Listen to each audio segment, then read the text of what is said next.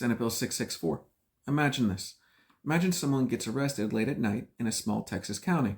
The person who decides whether they stay in jail or go home on bail is not a full judge, but a local magistrate appointed by the county.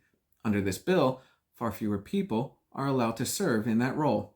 What the bill says it does?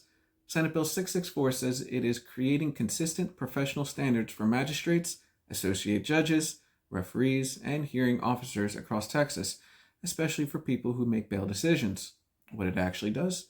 This means most counties can now only appoint attorneys with at least 5 years of experience to these roles, with limited exceptions. It also means people who recently lost an election or were removed from office are blocked from being appointed. Local flexibility is reduced, and enforcement power shifts upward to administrative judges.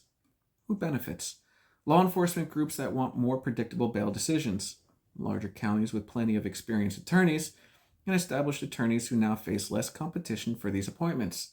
Who pays the price? Small and rural counties with fewer lawyers to choose from, defendants who may face delays if positions are harder to fill, and communities that lose the ability to tailor their justice systems to local needs. Why it matters. Decisions about bail affect jobs, families, and whether someone can care for their kids while awaiting trial.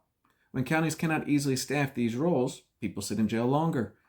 That costs taxpayers money and puts pressure on families, all because the state narrowed who is allowed to serve. Questions you can ask your lawmakers. How are small and rural counties supposed to meet these standards without creating delays or staffing shortages? If this bill raises requirements, why does it not include state support or resources to help counties comply? How will the public know whether the new training and oversight rules are actually working? Bottom line, Senate Bill 664 raises professional standards statewide, but it does so by taking flexibility away from local communities and risking longer delays in the justice system for everyday Texans.